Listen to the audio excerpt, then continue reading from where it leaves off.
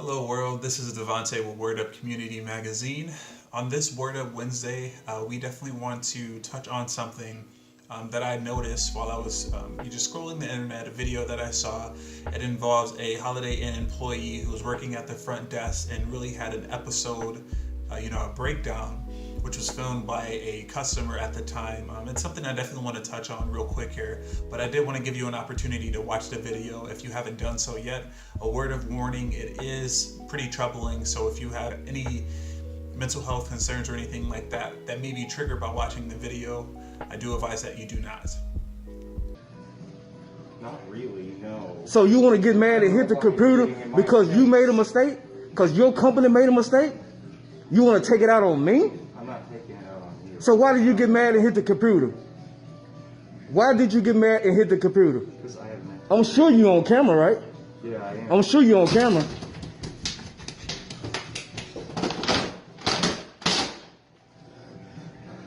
So this is the type of people they have working here. I gotta go, man. I gotta go. You ruined my whole life, man. Wow. You gotta be kidding me.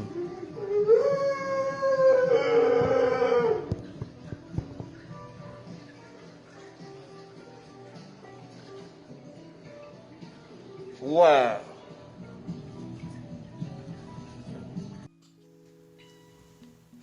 Okay, so after watching that video, a few things are painfully obvious to me. The first thing is that,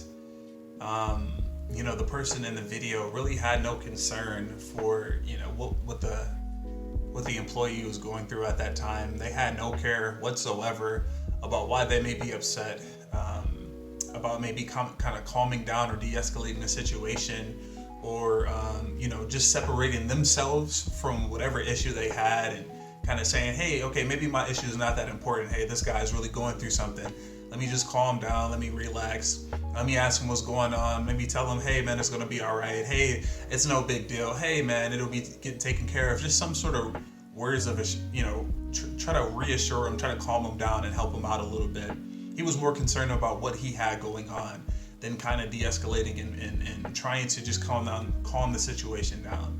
The second thing, and I think the most important thing that jumps out to me, is that he was more concerned with capturing this man's meltdown, his moment of darkness, this really difficult moment in his life. He was more concerned with capturing that on film and sharing it on social media and getting clicks, getting likes, getting some comments, really making light of the situation. He cared more about that than this man's actual health or his own health. Who knows what, he was really having a bad day. Who knows where the situation could have gone. Luckily, the employee, the individual, he stepped away. He communicated that he was not having a great day. He communicated his discomfort and stepped away from the situation.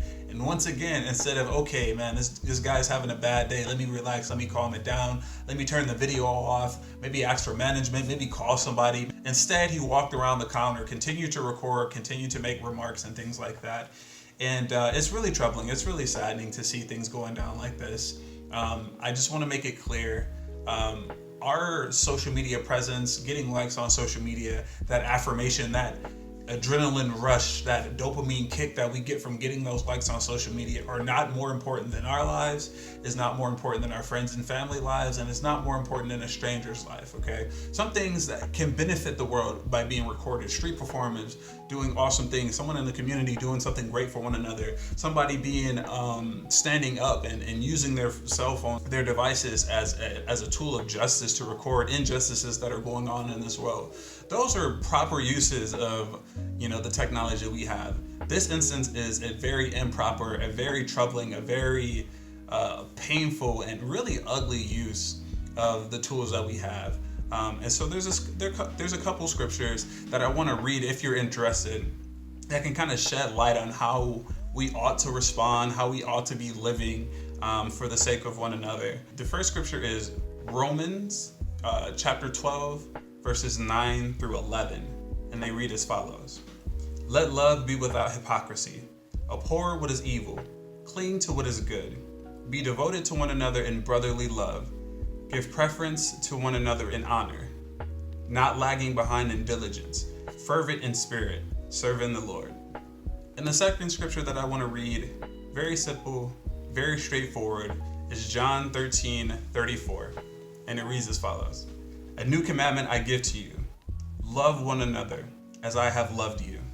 It's very simple, it's very straightforward. It can be something that can be a challenge, especially when we're in our low moments, when we're going through the woes of life and things and things are going on in our own lives. It's very difficult to pour into others, to look out for other people's interests, to stand up, to come out of our own selves, to come out of whatever we're thinking, whatever we're going through, and lend a helping hand. We have an opportunity each and every day. Some would say a responsibility. I can just say an opportunity to do good for each other, to notice someone in a low moment and reach out to them and encourage them. And the hope is that when you're in your own low moment, when you're going through something, when you're just overcome and overwhelmed with what's going on in your life, I guess the hope is that someone will reach out to you, whether that be friends, family, or a complete stranger. Someone will reach out to you and say, hey, it's going to be okay.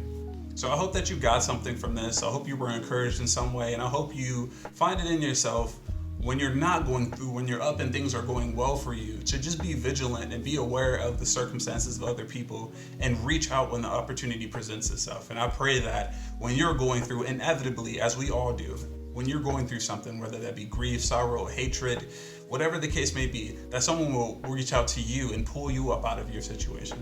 We hope that you were encouraged by this, and we hope that you remember, it's about you, it's about family, and it's about community. Take care.